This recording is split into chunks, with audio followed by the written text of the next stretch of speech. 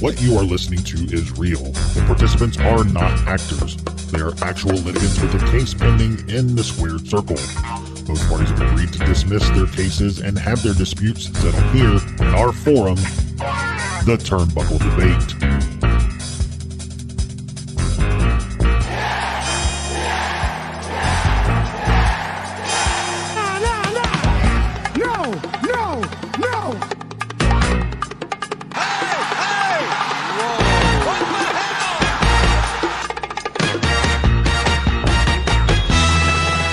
Hey everyone, welcome back to the Turnbuckle Debate. My name is Sneed. I'm Chad. I'm the OG Fig Kid. I'm Freemz. And I'm Colton. Man, perfect. Yeah, for the audio listeners, that would have been a real just mind fuck. But no, hearing that, that doesn't sound like Tom. That's not Tom. Yeah, man, we have an all Tavern crew this week. Yeah, this is the last. The video version of this is falling on New Year's Eve. This is the last free video. You fuckers are going to get everything else you got to pay for. That's right.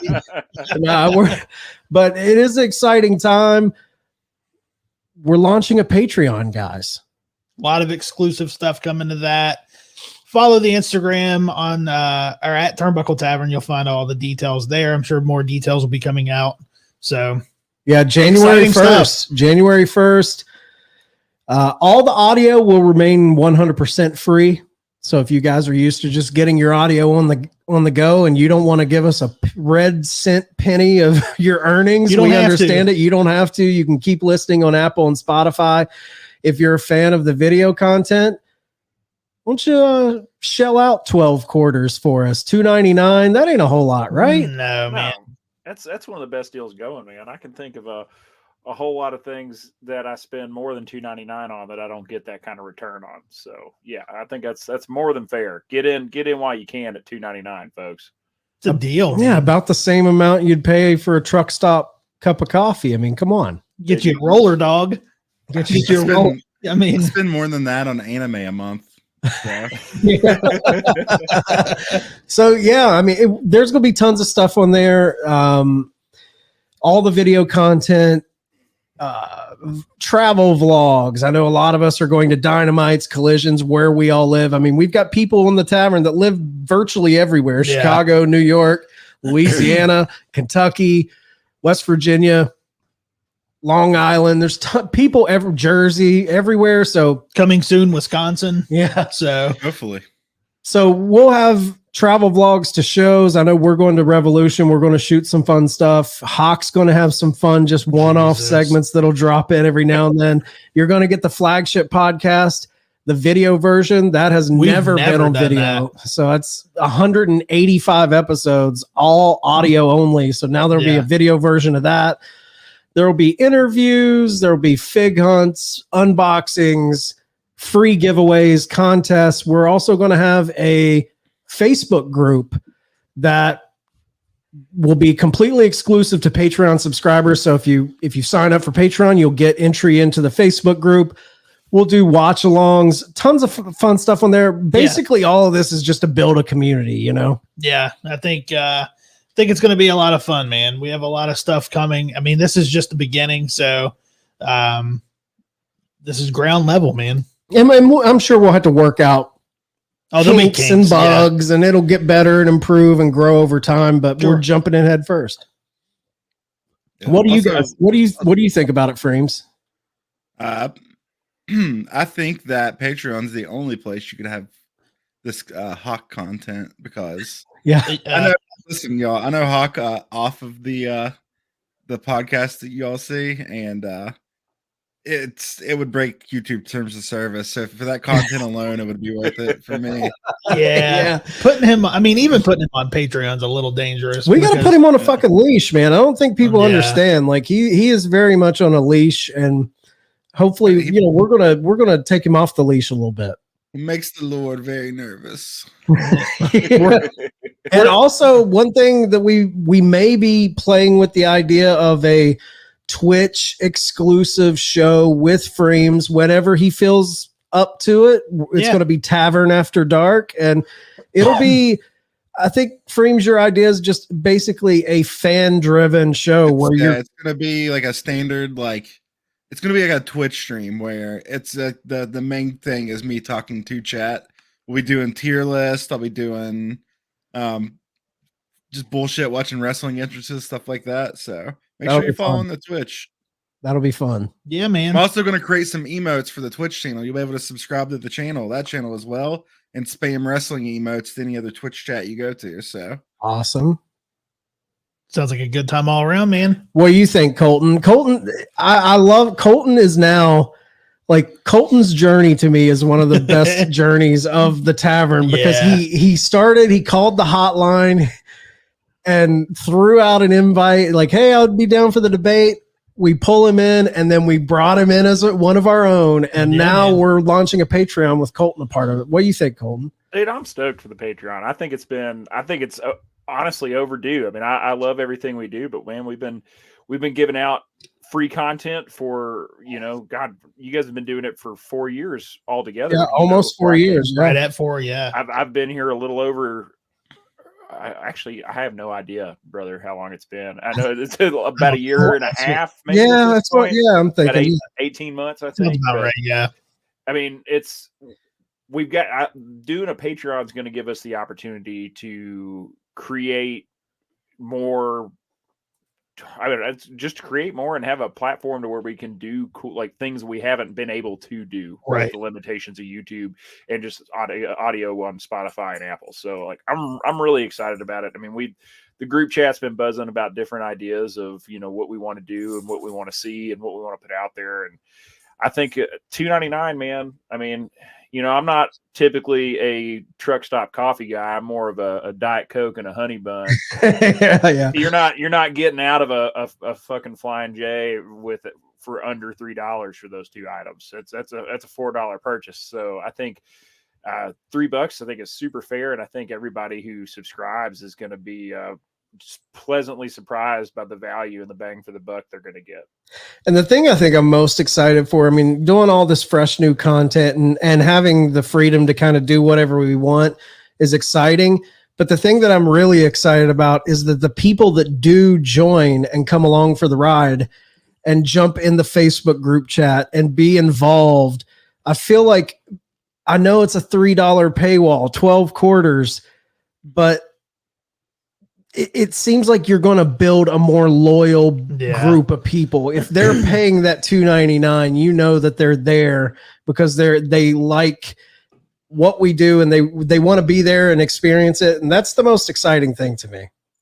Yeah, absolutely, man. It's we know that we've got, the listeners out there, we've got the downloads, we got the views, man. It's going to be cool to be able to have a space to put some faces and names to these numbers. Yeah.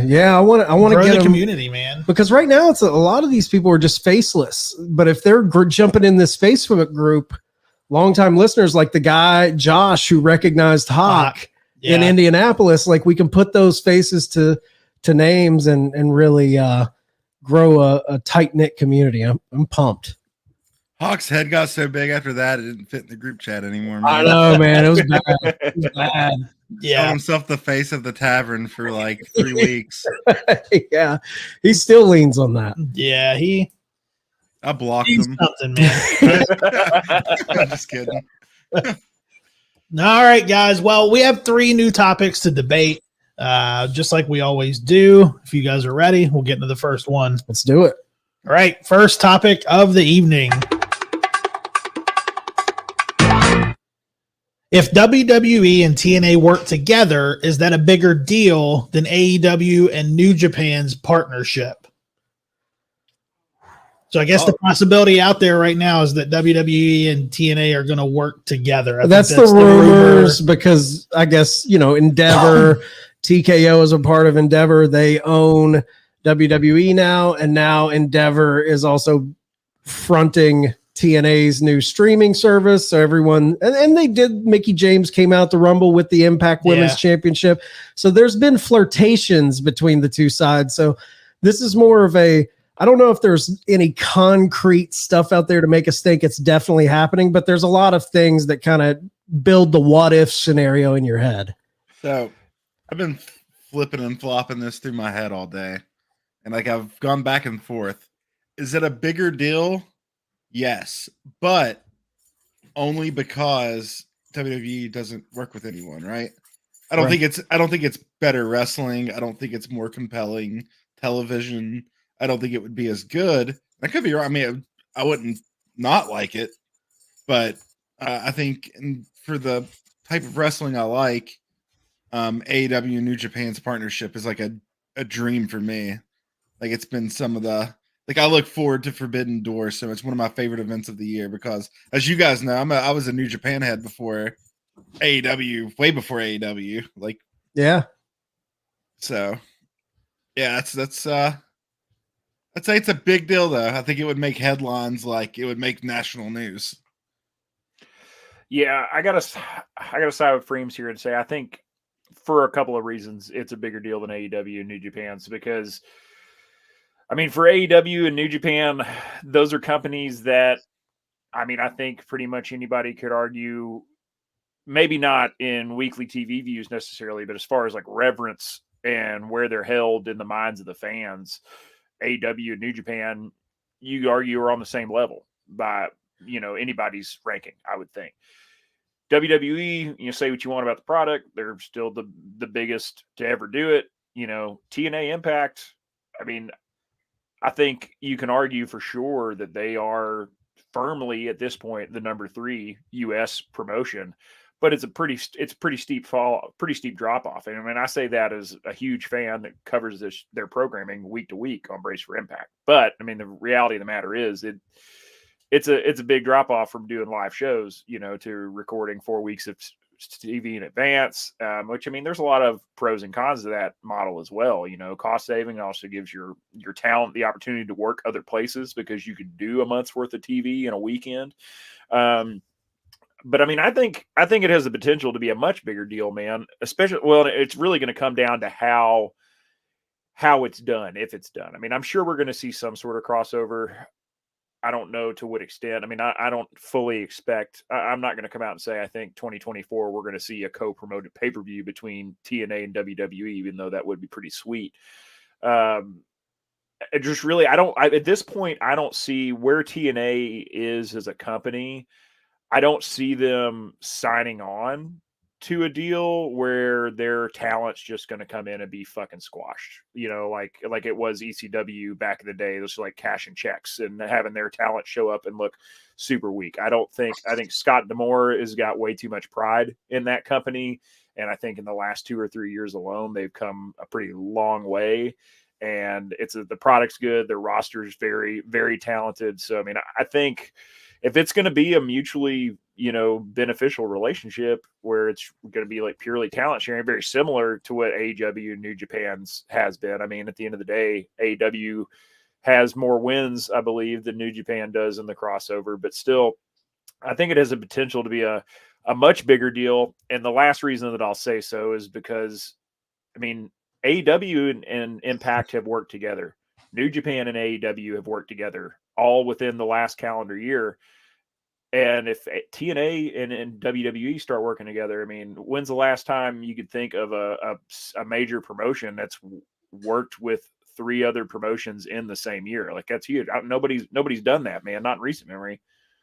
I'd like another thing to bring up too. This is just something I think is important to bring up with New Japan. So, like, you talk about AEW having more wins than New Japan, right? That's from like our Western AEW fans' viewership of it. The New Japan people that see the AEW guys view them as New Japan guys. Like they view Eddie Kingston as a New Japan guy. They view John Moxley as a New Japan guy. So, I think the most compelling stuff that would come from it, honestly, would be the women's division. That's what I kept thinking about. Like the women's division between those 2 promotions would be so good. Yeah, I think AEW and New Japan doing that partnership was so huge at the time it was made because that was kind of an ace up their sleeve that WWE was unwilling to do. So it came off as this huge monumental thing of like, wow, the number 2 promotion in America is now opening their doors to New Japan. And we were getting dream match after dream match. But I do think that partnership is more catered to hardcore wrestling fans. Yep. I think the biggest thing that to me makes the possibility of a WWE TNA partnership bigger than the AEW New Japan deal, the biggest thing for me is how big it would be for TNA. Like, I'm not sure how. Now, I do think AEW and New Japan are both benefiting from their partnership greatly. I mean, Forbidden Door is always a success. I think both of them are getting a little bit of shine off of each. You know, there's tons of AEW talent that's already listed for the Wrestle Kingdom card coming up in a couple weeks, or coming up this week, I think, when the show drops. But I'm not sure how much they're benefiting as far as like numbers wise, ratings wise. And I'm not sure how much WWE would benefit from this partnership of TNA. But man, out of these 4 promotions, the promotion that's benefiting the most out of this scenario is TNA by a landslide. I mean, if you had, just imagine Chad Gable or Gunther showing up on Impact. Imagine Josh Alexander being a surprise entrant in the Royal Rumble, Moose being a surprise entrant in the Royal Rumble. That partnership, to me, and this is where WWE is benefiting. And if this was to come to fruition, I think this is the tactic of why it would happen for WWE is it elevates TNA to a point of, I think we had a topic last week. It elevates TNA to a point where now they would be vying against AEW as a true competitor to that number 2 American promotion spot. So I gotta say it's bigger than the AEW New Japan partnership for sure. Not to mention Endeavor having a stake in their streaming service. It does benefit them in that way. Yep.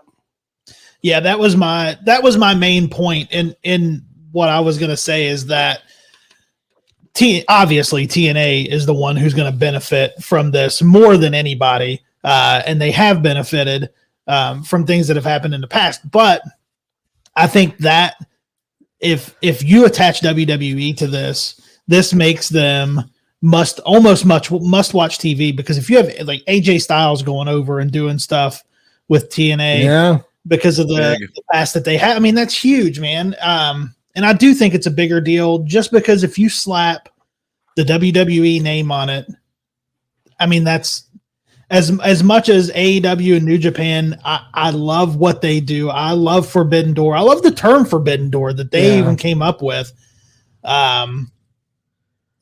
You slap WWE on it, and instantly, I think it makes it a bigger deal. That's a great point. Not to cut you off, Freemz, but I was getting ready to say that, Sneed. The truth of the matter is, we get blamed for being AEW homers. Me and Sneed, I'm speaking of, because of the flagship. We cover AEW. We get blamed for being homers and hating on WWE. But the truth of the matter is, you could have this question with any 2 promotions interchanged in this, and whoever had WWE as the partner would be the bigger deal because they're the big guys in the yard. Instantly being a part of the industry leader of professional wrestling, that's instantly going to be the bigger deal because you're getting your brand attached to WWE. It's going to get out to more eyes. It's going to be seen on a global level. And not that New Japan AEW isn't. I mean, it's a global partnership in and of itself. But at the same time, man, I think anyone with WWE, that's such a big deal. You can't shake a stick at it. Yeah, for sure. I'm like fantasy booking in my head after you brought. I didn't even think about the AJ Styles thing. Imagine bringing in a Kurt Angle. Oh yeah. Like there's just so much you can do. There's so many options that they have in bringing somebody in or a talent sharing from WWE, sending them to TNA with the history. Yeah. And you alluded to it, Freemz. I mean, the best women's division in professional wrestling, for my money, is the Impact division. Yeah. And if you can tap that women's roster and bring them in and have matches against the Baileys, the Rheas, the Bianca Belairs of the world, it's going to elevate both rosters. Impact, it legitimizes them because they're going toe to toe with what is perceived to be the best in the world. And then it's going to freshen up the women's division in WWE because there's going to be this whole roster of kind of underappreciated talent that's right there too. They're just not getting that kind of the eyes on them like WWE is. For sure. Yeah, I agree. TNA has the best women's best to man. You got a New Japan. They give their women a whole show. They're definitely booked the best. I just think the booking is better. Absolutely. Talent you can haggle, and WWE has some of the most talented women, but Impact, they just book their women top to bottom better. I think like one of the most viral clips recently of from TNA was that table spot from Trinity. Oh yeah. I think that was like one of the most viral TNA clips from last year. Like it's hype over there right now for the women. All right, guys. Anybody have any final thoughts on the WWE TNA partnership before we move on? The only thing I would pause about the partnership, the last thing I will say is it would be very interesting, say they had their own Forbidden Door event, premium live event. How's that booking going? That's where you're really going to see is Paul Levesque willing to play nice and do even booking like Gato and Tony Khan do, because Tony Khan and Gato very much a you scratch my back, I'll scratch yours mentality, where both of their rosters get over, and it's not just like AEW going in and dominating New Japan talent. I would be fearful that TNA would try to be put in that position by the powers that be at WWE. But like Colton alluded to earlier, I don't see Scott D'Amore taking a deal where his guys are just going to be jobbers. I think Triple H, Paul Levesque, whatever, is less like Vince was, very protective over like looking stronger over the guys coming from WCW, guys coming from. I don't get that vibe from Triple H. I don't either.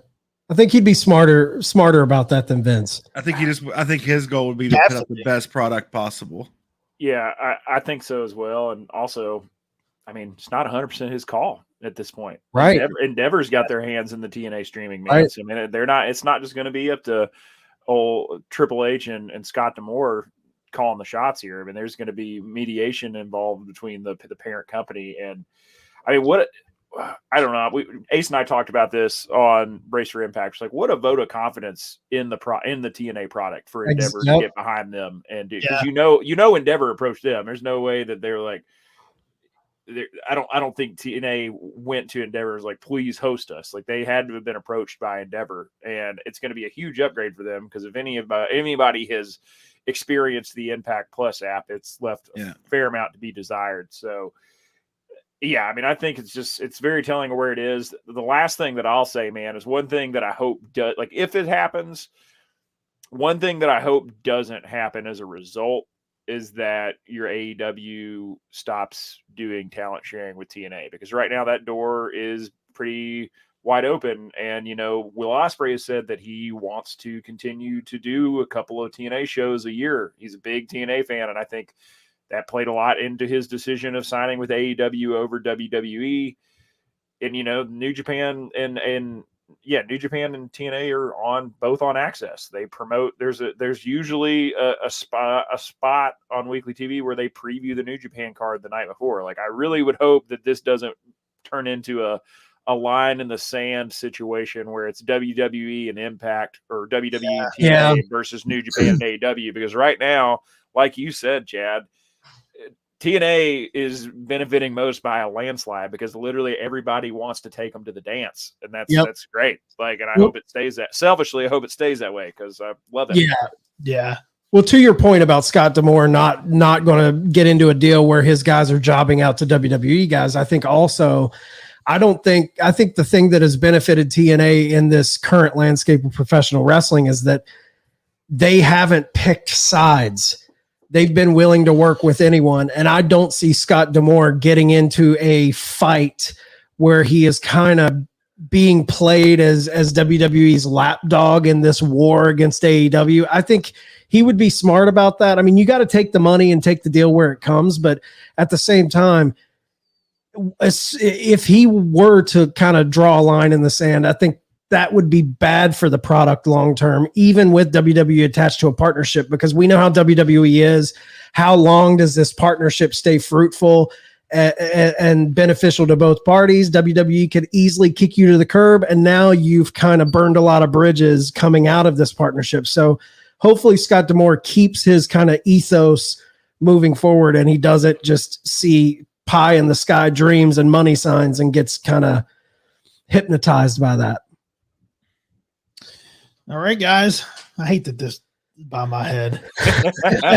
Yeah, I was thinking about that. I'm happy with mine. Yeah, you got the short end of the stick there, Sneed. Yeah, sure. The three of you should be happy. I'm tickled. Yep. All right, guys, we'll move on to the next topic of the evening. Was going to WWE essential to Sting's legacy? Oh man, I have thoughts on this. This is another one I was kicking around all day. At first, I said no. I said it was not. Now, but after I thought about it, yes, it is. Only because it was so bad. Yep. And then he goes to AEW and just has an amazing run there. And it shows you, like, even after that, like, shit went bad there and everything, like the place everyone wanted him to go, for him to go to AEW and do what he did, I think that's what adds to his legacy. Yeah, man.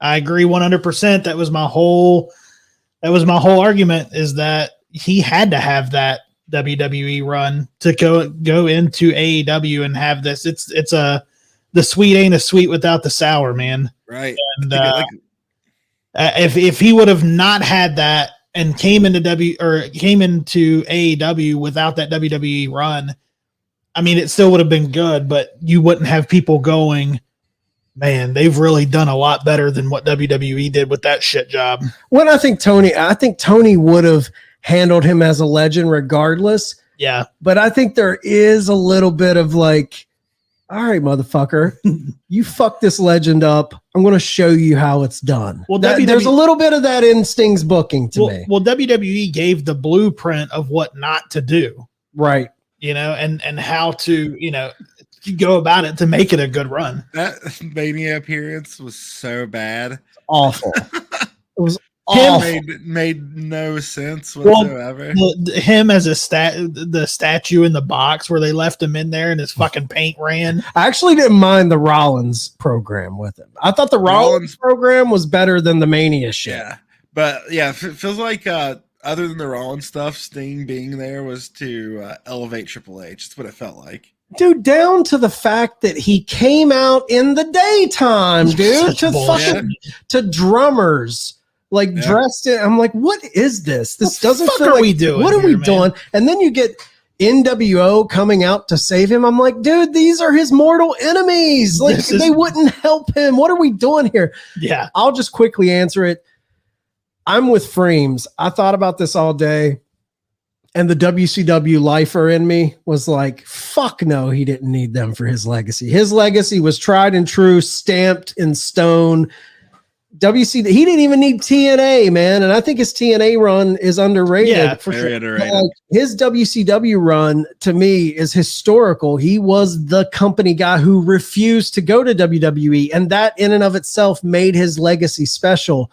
But he would always have that empty checkbox by his list of accomplishments that people would have said, well, if he never got to go there, he never got to go to the big show.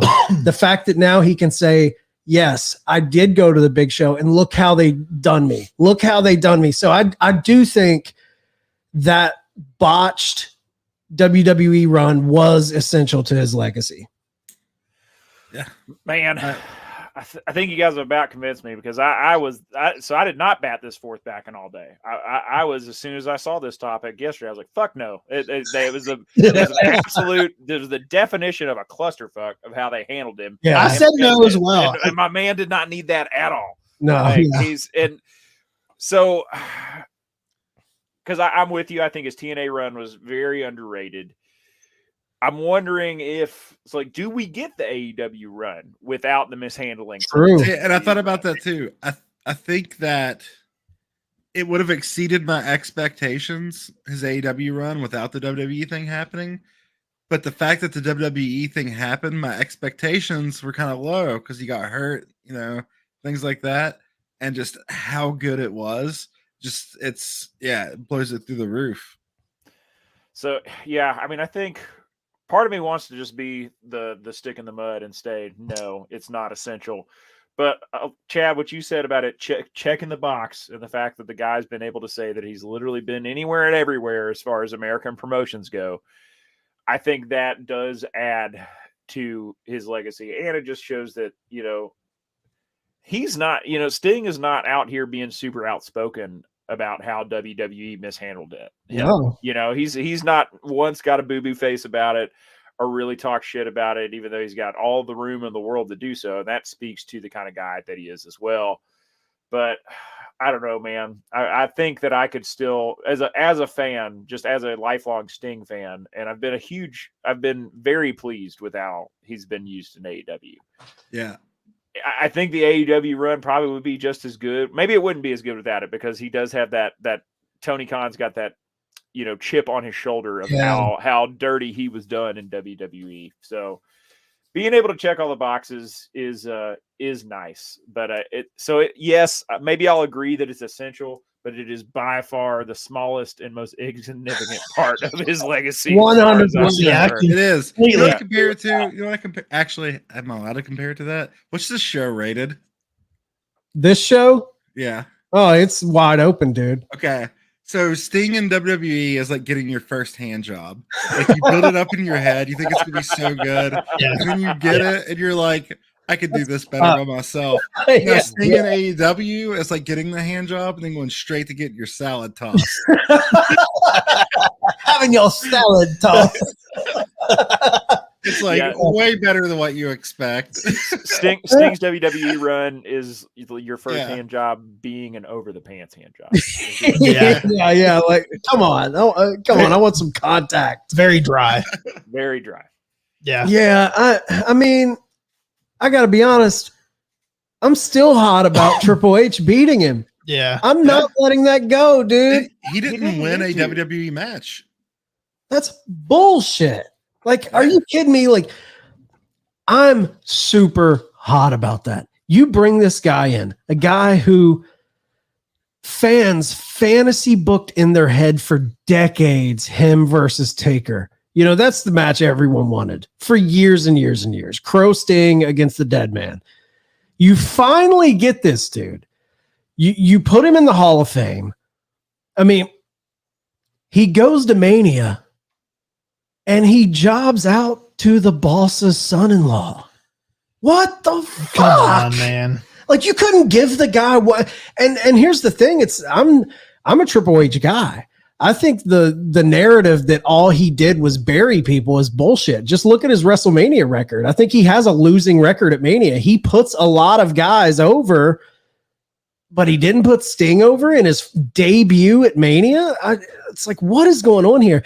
That was just another example of the to the winner goes the spoils. The winners write the history books, and it's another way of Vince discrediting and shitting all over WCW and the legacy that they built. Not 1999, 2000, 2001 WCW. I'm talking about the golden years when it was flying high. Like, they discredit the main guy, the Hulk Hogan, the Ultimate Warrior guy from WCW, and they just took a dump. And it was Vince's son-in-law who did the job. It's like, you couldn't write a more WWE thing to do than that.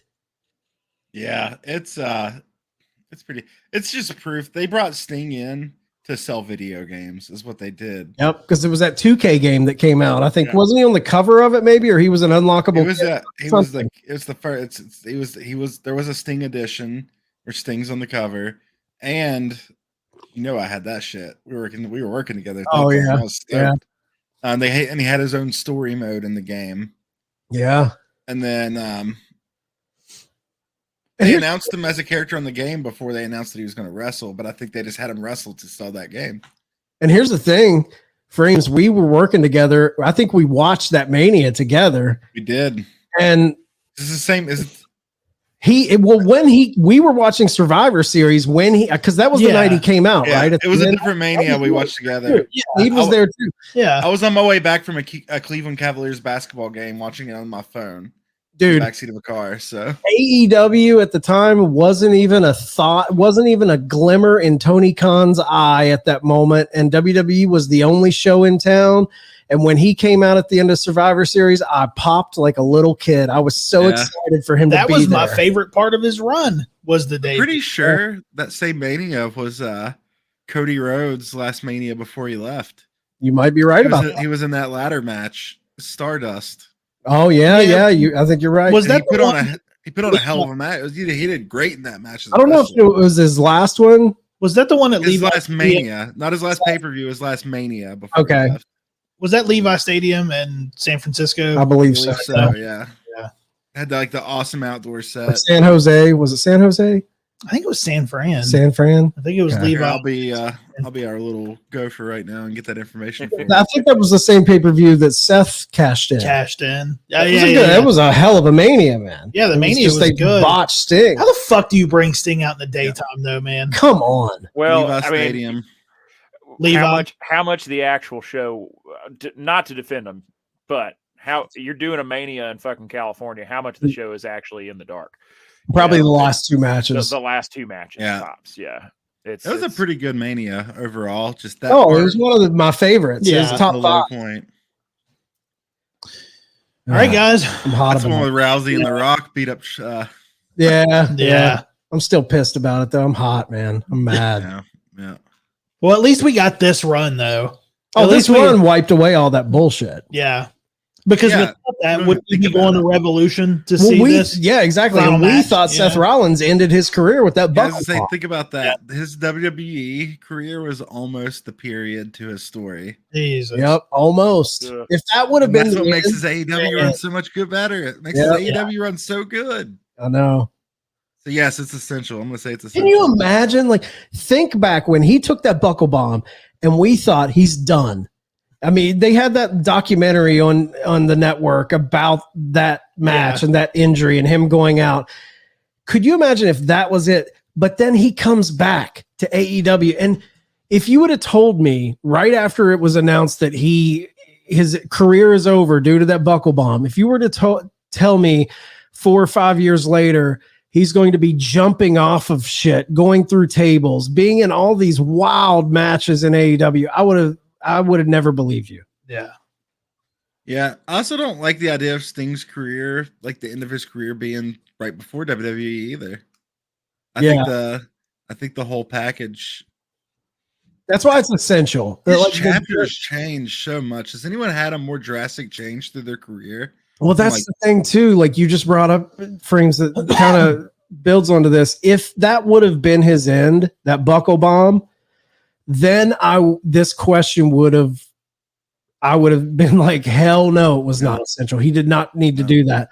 But the AEW component of his career makes it where the WWE, like you said, Sneed, the sweet isn't as sweet without the sour, and that's sure. The WWE put a little stank on it. Yeah, for sure. Did. All right, guys. Anybody have any final thoughts before we move on? Nope. Wait. Where are you guys at now? Do you agree with me and Chad now, or? Well, I've always been on y'all's side. Oh, okay. I thought you said that okay, my bad. He started off. I'll come around. I'll go ahead. I'll bite. It's essential. I'm reluctant about it still, but no, you've convinced me. I like you digging your heels in and saying "fuck them." He didn't need them. I like that. I want to do that. I everything in me saying to do that. It's the perfect story. Like it does add a whole lot to it, though. The fact that, and it just is also nice to see. Like we'll always have that barb against WWE. Oh yeah, that's a fucking company mishandled Sting. Yeah, yeah. They'll never live that down. A WWE thing is the only thing that could give it an underdog story after that. You know what I mean? Yep. Very good point. All right, guys, let's move on to our final topic of the evening. Should the devil be revealed at AEW World's End? Now, as this episode drops, we will have already known what happens at World's End. So yeah, this drops the day after World's End. So we're going into this. This is taped prior to the go home show of Dynamite. So we have no clue. Maybe they reveal him. Maybe they don't. So we're going to argue the shit out of it. And then as you guys are listening to us, you can laugh at who's wrong. yeah. Man. I have the least strong opinions on this, I guess. I mean, because the only thing I could say is I think so. They would have to do something very compelling there with him for me to change my mind on that. But like, don't let this get stale. Like, don't let us what's the word I'm looking for? Don't let us I can't remember the word, but don't let us sour on it, you know? Right. Like, Yeah. That's go ahead, Sneed. I don't think they should. I don't think we should see who the devil is at World's End. I think it's way too early, man. I don't even think we've scratched the damn surface with this story yet. We haven't had any devil on we haven't had the devil. Yeah, there's been no physicality with the devil. I want to see more mind games and head trips with the devil before we get a reveal. And I think that if we do have something really compelling that happens at World's End that kind of sets this story into high gear, we can move this into Revolution before we get a reveal. It's only 8 Dynamites. It's not that long, man. You guys may disagree with me on this. I'm afraid that if they keep it going, the person who this is better be fucking good. Oh, they're already under the gun with that. Yeah, it doesn't matter. If you do it at World's End or if you do it at Revolution, you're already under the microscope as to who this is. Yeah, that's where I'm at with it, Freemz, is if the devil is Jack Perry, let's go ahead and rip this goddamn Band-Aid off and get it in review. Let's go ahead and just get it over with here next week. I know that I was on here a month ago being the Jack Perry devil's advocate, saying that it could, and I still believe you could make it work. It wouldn't be ideal, and you would have zero room for error as far as booking goes to pull that story, that sell off. But I don't know. This is the one I went back and forth on all day because Sneed, I disagree. I think we've scratched the surface, but I think there's still a lot. I still think there's a lot of meat on. We may have scratched the surface. I say we're, and I don't even know if Revolution is a place to do it. Like 8. Oh, I'm saying at least Revolution. Yeah, I think 8. I mean, you're right. That's only 8 weeks in between. I think they can get more out of it, man. And I think what we see, like Chad said, peek behind the curtain. This is recorded before the go home episode of Dynamite. Depending on what happens at the go home episode of Dynamite, I think will be pretty telling. Because I mean, you can't just not do anything with the devil with that leading forward. It's been taking a more prevalent role every single week. I think you can drag it out more and not let it get stale. But Freemz, I feel you, man, because like you get in, the longer we drag it out, the more dangerous of territory you get into with 100%. What are you guys gonna do if it's QT Marshall? Oh my god. So here's the deal. I'm okay with it. So I mean, I think you could get it to Revolution, but like personally, I'm okay with this reveal not being at a pay-per-view.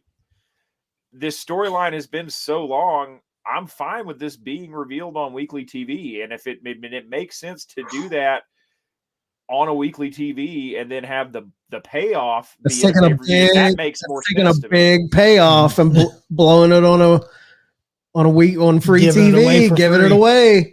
Well, they could reveal them on free TV and then have the match set up for the following pay-per-view. I mean, it ain't free TV. Everybody's paying for cable, or if you're. If you do that though, you got to do a situation where it's like next week on Dynamite, the devil will be revealed to try and pop a rating. I don't want to see that either, but I don't want to see it like that. I'd rather. Well, yeah, good point there, Chad. Because like you're gonna want to get all the eyes on it that you can. I would much rather not see it fucking coming and see it happen on a Dynamite. But I mean, that's selfishly being like, well, I watch every week. I'm definitely not going to miss it, or, if I'm going to watch it after it airs, I'm making sure I stay off the fucking internet before I get to it. So don't tell me it's going to happen. Don't tell me. There's one scenario where I would want them to tell me it was happening. There's one scenario. What's that scenario? So before I set that scenario, Sneed put it best on the last episode of the Flagship podcast. He said it just in a passing comment, and it hit me like a ton of bricks because it's so true. And Sneed said, "You mean to tell me in 10 days we're going to know who the devil is? Really? In 10 days we're going to know?" And it doesn't 10 days. Like, as we sit here now, Wednesday, Thursday, Friday. So in 4 days, we're going to know who the devil is. Do you want it to stop? Do you want to know now? Because my thing is, like, I get it. Freemz is dead on. If you look at the way WWE has booked and the wrestling that we watch is booked, the longer stories go on, the higher the risk for the payoff sucking or the story falling apart. You always run that risk in any compelling storylines. And most of the time, when they run long, they don't deliver. That's mostly what happens in pro wrestling. It very rarely a long story has that monumental payoff. But I mean,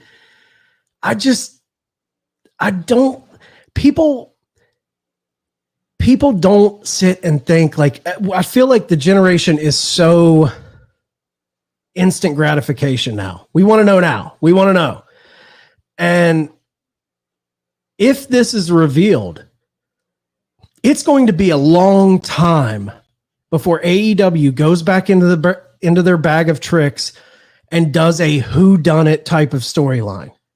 Like, you can't turn around and do this again. It's going to be years before we get a real classic whodunit. And I love whodunits in wrestling when they're done right. Even the journey, maybe the destination doesn't always kind of live up to expectation, but the journey's always fun. The pondering, the theories, who is it? That podcast conversations, man. Yeah, so it's like questions like this. If you do it now, it's like, dude, then it's over. Then the story completely changes and it becomes whoever this guy is. So I do think there's more road to be paved. I think there's ways you can unmask one of his minions. Unmask a minion who we know. Maybe it's a Wardlow. Maybe it's someone else. I think Wardlow's makes the most sense because it's really being alluded hard that he's going to be doing something with MJF. Yeah, if you unmask a minion, then you're like, and that minion plays up the mystery. I know who he is. Wait till and you play up on that. That adds a layer of like, oh shit, something's happened. We got a big piece of the story, but we still don't know who the main guy is. That makes it more compelling. It really makes me think of the Exalted One. Yeah, they played up on that nice. That was one of the, and that was the last whodunit we had in AEW was the Exalted One. The way they did that with Dark Order was awesome. And I love the payoff of Brody Lee. Like, it was great. But real quick though, the only way to me, you could do it where you announce that you're going to unmask him and it's not a surprise. And for my money, I think this is the way you do it. If I was booking, this is 100% the way you book it. In the maybe 2-3 weeks out from Revolution, you have the devil come up on the Contron, and there's that mess. You know how he does the written messages. We challenge you to the ROH tag titles. You have a challenge come up to MJF. Face me at Revolution for your world title. MJF doesn't know who it is. The main event comes in. The devil comes to the ring in devil garb. They're standing mano a mano in the corners. And then right before the bell rings, he takes his mask off. It's revealed to be Adam Cole. MJF is hit with this, my best friend, everyone who I counted on, the only friend I had. It's been him all along. And now he has to wrestle this match against the guy who betrayed him. With that emotion going on. Yeah. And you have the lead up. You have the sell of the pay-per-view is we're going to find out who the devil is at Revolution. Like that to me is the most, get the most eyes on it, get the That's most compelling, intrigue. man. And then when you reveal it and you have that moment, the bell rings and it's Adam Cole with a look on his face like, yeah, motherfucker, it's been me the whole time. And now I'm going to take your title. That would give me goosebumps. If done correctly, I think it could be incredible. I've heard a few theories that I really like. One of my favorite ones I've heard is Max Caster. Just because of their back and forth on Twitter of Max being obsessed with them, all this stuff. Oh, And it could be Man.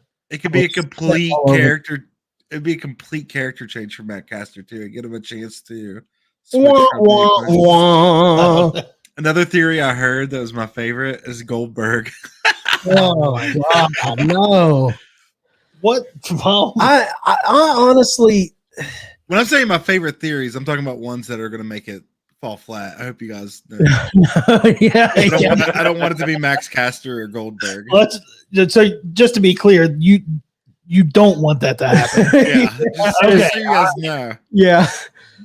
I'm with you guys though, that I don't know if it was Freemz or Colton or both of you guys that kind of alluded to it. It is one of those things where they're in a tight spot, whether it's at World's End, whether it's at Revolution, whether it's at a Dynamite after World's End, whether it's at fucking Double or Nothing. Dude, you better hit it right with who this is. I don't think there's very many people it could be, honestly. I think, and it's not name value at this point. You could get the biggest free agent to come in, and it's a shocking debut. Who's the devil? I don't think it is based on name value and shock value. It has to be based on it makes sense for the story. Yeah. Yep. How would you feel about someone like Kyle O'Reilly? I'd like him as a minion. I feel like he's got my money's on. With it being Adam Cole, Kyle O'Reilly is definitely one of the minions. Yeah, I think so too. Oh, yeah. We all know he's healthy at this point. I'm betting on Devilberg. That's my I mean, there's people out there saying Jungle Boy. I think that's a flop. There's people out there saying Dolph Ziggler. I think that's a flop. No, man. I think Dolph Ziggler's a bigger flop than Jungle Boy. I heard someone float Bo Dallas. If it's Jungle Boy, I'm going to be in the Goon Cave for about 2 weeks. I heard people even saying Adam Copeland. I think that would be a flop. That's a flop. It doesn't make sense. Why? For what? Like he's tied up with the patriarchy. Only person that makes sense to me is Adam Cole. That's it. The only two people. There were two people that I thought it could be. There was two, and one of them is now off the table, and that was CM Punk. Yeah. It had to be either Punk or Cole. That's it. Punk's in WWE playing grab ass with the Fed. This would take balls. Imagine if it was Punk still. Like, we're going to eat the whatever contract breaking shit we have to pay for. It's not going to be, but it's not going to be. God damn. That'd be wild. So let me argue this, Chad. Not that this is the point. So you're saying Adam Cole's the only one that makes sense to me, yeah. I mean, I'm with you, but to play devil's advocate, what if it ends up being MJF? I've really enjoyed that like Roddy being the one behind that and seeing the signs in the crowd, because the best part about it is you make there are good arguments for it. No, I don't think that's where it's going, but the fact that it is that we've never seen them in the same place. I mean, I think that's what it's there for. Yeah, it's there to put that little nugget of what if, because he's always been that guy. But to me, they did that with Punk. When he had the feud with Punk and he did that big heartfelt speech about being bullied as a young Jewish kid in high school, and everyone started feeling for him. And then he attacked Punk and said the biggest trick the devil ever pulled was convincing you he didn't exist.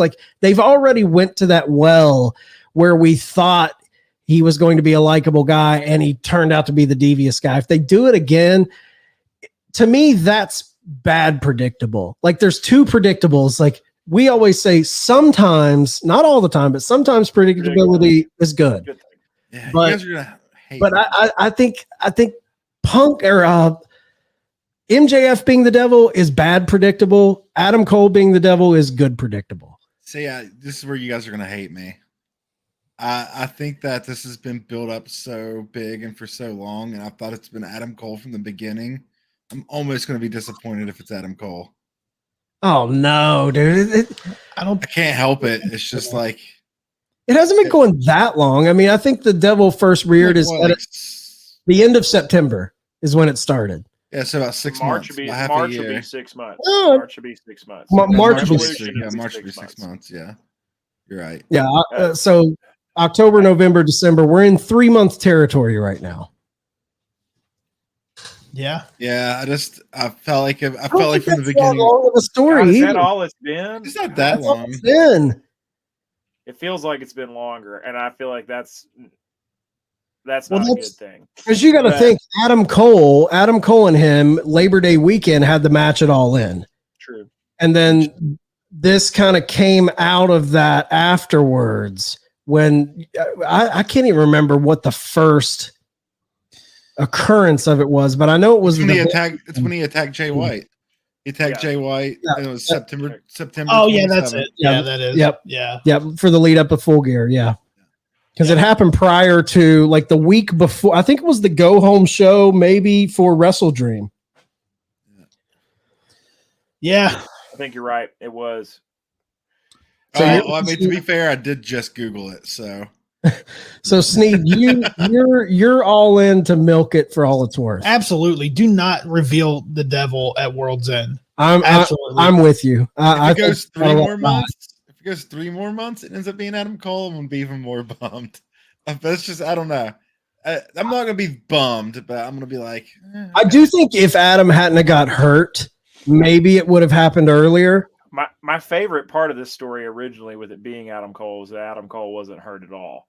But if it drags out till March and it's Adam Cole, I think that it was probably a legit injury, which is unfortunate. But that was one of my favorite parts of the one of my favorite layers of the story is that Adam Cole's not fucking hurt at all. This is just an excuse to maybe make people think he's not the devil. Are you guys honest opinion? Are you guys bored with the story? I'm not. No. I'm not now. I was getting bored with it. In the last 4 weeks. They've ramped it up. They've ramped it up. And they needed it. I was getting pretty bored. I was on the verge of getting bored with it. And not to say AEW listens to the podcast, the flagship, but I will say there was a moment, I believe it was in late October, when we started saying, hey, man, you have to do more than just flash his face up on the fucking screen.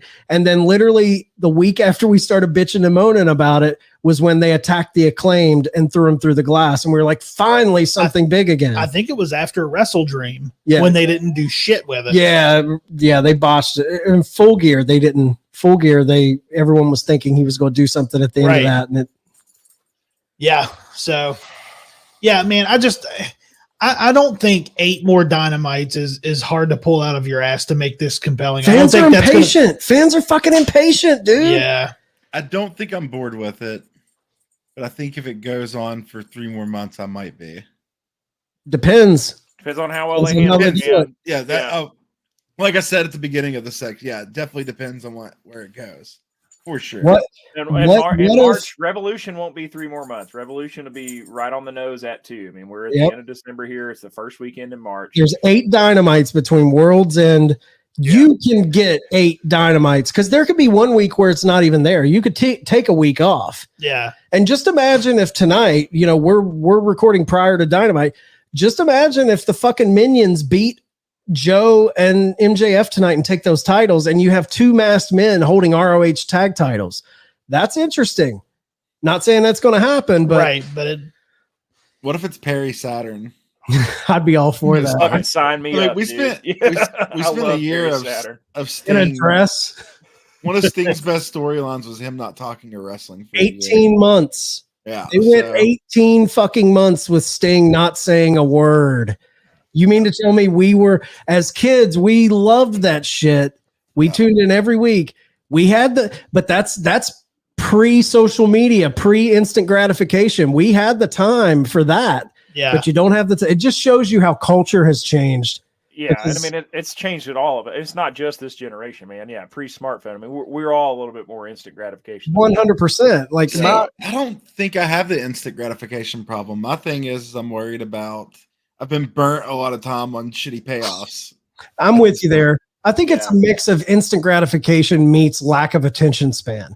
You know, we're in the YouTube short generation where you can't sit down to watch a movie anymore. People want to see everything in bits and pieces, but I don't know, man. I have the attention span for this story. I do too. And if they continue to, like I said, I'm not bored with it, but I was awful fucking close to being bored with it about 3 or 4 weeks ago. So if they continue to, it continues to ramp up all the way up to the end of it, to it coming to a head, I'm all in. I think it was the Continental Classic, man, that took away from a lot of story. Yeah, 100%. Well, I feel like I was losing it a little bit before that got announced. And when it first got announced, I was like, God, and then that was my reaction. I was like, wow, okay, we're going to do another tournament. Not shit talking the tournament. I've enjoyed the tournament, but I will say my criticism of the Continental Classic is we could have made this last longer. It swallowed our story too. It swallowed our story. We could have. There's no reason we had to pay this off by World's End. None that I'm aware of. Maybe somebody's contractually, obligated to do something different somewhere else. But I think you could have dragged this out a lot longer than just the however many weeks it's been. And I think we're all, even though we wanted to go longer, we all know the risk. We all, for sure. And I'm very nervous. But I think that's part of the problem. Here's the thing that makes that fun, though: the nervousness of them possibly fucking it up. Absolutely makes it more compelling to me. It's like you're walking a tightrope. Like, dude, you could fuck this up, and it makes it all the more compelling week to week. Yeah, it's like I think that's what I was about to say. I think the problem is I like it too much. That it worries me for it to go on for too long. I want to be able to tie a bow on it and it be the perfect gift, and I'm afraid of them messing that up. I'm not driving the car, so just gotta go with it. I think there's a 75% chance this dies a fiery death of horrible bullshit. Yeah, but that 25% chance of them sticking the landing is what I'm here for. I'm here for it. I was sitting here thinking, what my favorite wrestling whodunit is? Whenever Rikishi hit Stone Cold with that chicken. That's great. That was great. That was great. All right, guys. Any final thoughts on the Devil before we move on? Don't blow your load at World's End. Perry Saturn. Perry Saturn. Also Perry Saturn. All right, Perry Saturn, specifically in a dress. Yeah. All right, we're going to move on to our round robin.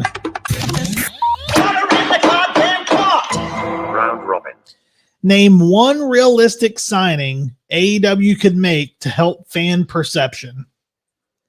It's so hard. I'm going to say it, even though I said his name earlier. I'd love to see him there. Bo Dallas. That'd be interesting. That would be especially them letting him go, having that Rotunda family. That'd be interesting. Well, he'd probably be using the name Rotunda. Yeah. His actual name. So. Fans would get behind that too because of their love of Bray, for sure. I think for me, and I'm not even that big of a fan of this guy, I do think what he's been doing on the indies has been just completely revolutionary for him. And I think he has a diehard following of fans that would get behind him wherever he went. And if they brought him in the way he's been booked in independence, I think Matt Cardona as a super heel could be good for the company just because of his loyal fan base. I'm not so high on like him week to week and everything like that, but I do think if they booked him the right way and he was the same GCW type of villain, I think fans, for sure, his crew would get behind what he was doing. Absolutely, man. Funny you say that. I have a list here because I was working it out at work. I had Bo Dallas, Matt Cardona, and I had Sonata from. Oh yeah. I'm gonna say, which I'm not a big fan of him coming, and I've never really been a huge fan, but I think fan perception. I think Dolph Ziggler, man. I think that guy just brings a positivity, and people just love that dude. Yeah, true. I'm one of those dudes that loves that dude. Big fan. I think he's such a perfect fit for TNA. Yeah, I do too. Yeah. I think he's a perfect fit for TNA. I'd like to see him go there, and I think and that's where I think he's going. To be perfectly honest, Yeah. I think with these announcements that we have coming up, this or at Hard to Kill, where they're saying you're never gonna believe who's gonna show up, and we're announcing the next big signing. I think Nick Nemeth or Dolph Ziggler is the one, but I mean, I think fan perception would be. I think that'd do a lot for AEW for them to sign him, man, because you want to talk about a guy that was mishandled by WWE. For sure. You can plug and play that guy anywhere, man. He's incredibly talented in the ring. He's awesome on the mic. He looks like $1 million. I mean, the guy's got a lot of gas left in the tank. It's all in the way they book him. The only worry I have about Dolph Ziggler going to TNA is I look at the people that they brought over from WWE, like, the Brian Myers, the Heaths, all of those guys, like they came in, they elevated themselves certainly, but Dolph Ziggler, to me, whatever company he goes to, you cannot put him in the mid card again. He has to come in and feel like he is a world title champion. If he comes in TNA and they instantly give him the title in like 3 months or something like that, then I'm like, this dude's legit. Same thing with WWE or AEW. You can't book that guy back into the mid card because then it's just the same old shit. Yeah. I can see him being in the Acclaim. Yeah, really could. Colton, did you have yours? Yeah, I said Nick. Oh, I was with you. Okay, gotcha. Yeah. All right, guys. Well, Tom's not here to shill. We don't have a guest. Let's shill our own shit. Patreon, baby. Go check it out. Jan 1st. Subscribe. 12 quarters is all it takes to get into the party. It's going to be a fun party. Get all the exclusives. You never know what's going to be there. Get all the exclusives. Continue to watch us on video, all of that fun stuff. So, yeah, check out Patreon. Yeah, theturnbuckletavern.com. It's where you can find the Patreon link, the Pro Wrestling Tees link, the Twitter link, the YouTube link, every fucking link you can Twitch link. Follow the Twitch account because I will be doing content on there. Yes, Freemz will be manning the Twitch account. Yeah. Check out Colton at Brace for Impact Thursday nights right after Impact goes off air. And you really want to jump on the Brace for Impact train because TNA is about to ramp up in a couple weeks. Like TNA rebranding, they got Hard to Kill coming. So you guys are crushing it over there on Thursday nights. Thanks, man. January 13th, Hard to Kill. It's going to go down as one of the best shows of 2024. I guarantee it. It's going to be monumental for TNA and just for wrestling in general. So yeah, come hang out with me and Ace. So Thursday nights, 10:10, usually or right at 10 sometimes, depending on when Old Impact goes off the air. We're usually chomping at the bit to jump on and go live. So we'll be behind the paywall though on YouTube on Patreon for video. So starting January 1st, we'll drop on audio on Friday morning. All right. To show my own shit real quick, twitch.tv/Freemz. Not a lot of wrestling content. I think last time we spent 2 hours watching people buy shit in Japanese vending machines. So. go check it out. Making cum jokes. So. Nice. Check that out. Always a good time. All right, guys. That's going to wrap us up for this edition of the Turnbuckle Debate.